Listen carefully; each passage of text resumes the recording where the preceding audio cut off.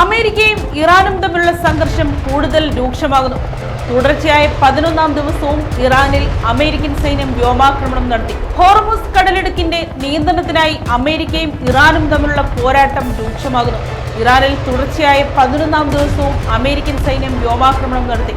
ബുധനാഴ്ച പുലർച്ചെയാണ് പുതിയ ആക്രമണങ്ങൾ ഉണ്ടായതെന്ന് അമേരിക്കൻ സൈന്യം വ്യക്തമാക്കി.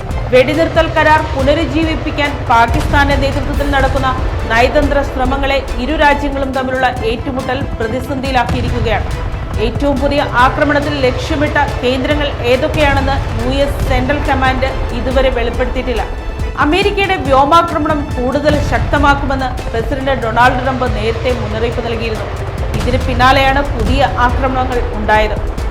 പ്രതിസന്ധി പരിഹരിക്കാൻ ലക്ഷ്യമിട്ട് ഇറാന്റെ ആഭ്യന്തരമന്ത്രി ഇസ്കന്ദർ മൊമേനി പാകിസ്ഥാൻ സന്ദർശിച്ചിരുന്നു. മധ്യസ്ഥത വഹിക്കുന്ന പാകിസ്ഥാൻ സൈനിക മേധാവി ഫീൽഡ് മാർഷൽ അസീം മുനീറുമായും പ്രധാനമന്ത്രി ഷഹബാസ് ഷെരീഫുമായും അദ്ദേഹം കൂടിക്കാഴ്ച നടത്തി. ഇരു രാജ്യങ്ങളും സംയമനം പാലിക്കണമെന്നും മേഖലയെ അസ്ഥിരപ്പെടുത്തുന്ന നടപടികൾ ഒഴിവാക്കണമെന്നും ഷഹബാസ് ഷെരീഫ് ആവശ്യപ്പെട്ടു. കഴിഞ്ഞ മാസം അമേരിക്കയും ഇറാനും തമ്മിൽ ഒപ്പുവെച്ച താൽക്കാലിക കരാറിന് പിന്നിൽ പാകിസ്ഥാൻ നിർണായക പങ്കുവഹിച്ചിരുന്നു. അതേസമയം ഇറാനുമായി ചർച്ച നടത്താൻ താൽപ്പര്യമില്ലെന്ന് ഡൊണാൾഡ് ട്രംപ് വ്യക്തമാക്കി.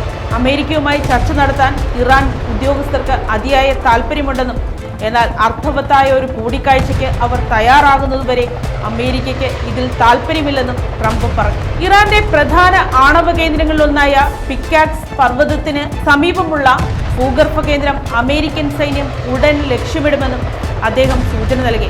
എന്നാൽ ആണവ കേന്ദ്രങ്ങൾക്കും മറ്റ് തന്ത്രപ്രധാനമായ കേന്ദ്രങ്ങൾക്കും നേരെയുള്ള ഏത് ആക്രമണവും യുദ്ധം വ്യാപിപ്പിക്കുന്നതായി കണക്കാക്കുമെന്ന് ഇറാൻ മുന്നറിയിപ്പ് നൽകി. അമേരിക്കയുടെയും സഖ്യകക്ഷികളുടെയും എല്ലാ താൽപ്പര്യങ്ങൾക്കും നേരെ ഇറാന്റെ സായുധ സേന ശക്തമായ ആക്രമണം നടത്തുമെന്ന് ഇറാൻ സായുധ സേനയുടെ ഖാത്തം അൽ അൻബിയ സെൻട്രൽ ഹെഡ്ക്വാർട്ടേഴ്സ് വ്യക്തമാക്കി. അമേരിക്കൻ ആക്രമണങ്ങൾക്ക് തിരിച്ചടിയായി ഇറാൻ ഹോർമുസ് കടലിടുക്കിൽ ഒരു എണ്ണക്കപ്പലിന് നേരെ ആക്രമണം നടത്തി. ഇതോടെ ജീവനക്കാർക്ക് കപ്പൽ ഉപേക്ഷിച്ച് പോകേണ്ടി വന്നു.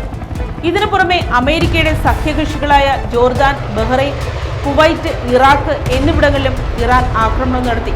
കുവൈറ്റിലെ കുടിവെള്ള പ്ലാന്റുകൾക്കും ഊർജ്ജ നിലയങ്ങൾക്കും നേരെ തുടർച്ചയായ 4ാം ദിവസവും ഇറാൻ ആക്രമണം നടത്തിയതായി അധികൃതർ സ്ഥിരീകരിച്ചു. കുവൈറ്റിലെ 90% കുടിവെള്ളവും ഇത്തരം പ്ലാന്റുകളിൽ നിന്നാണ് ലഭിക്കുന്നത്. സാധാരണക്കാർ ആശ്രയിക്കുന്ന അടിസ്ഥാന സൗകര്യങ്ങൾ ആക്രമിക്കുന്നത് അന്താരാഷ്ട്ര നിയമങ്ങളുടെ ലംഘനമാണെന്ന് UN secretary general Antonio Guterres പ്രതികരിച്ചു.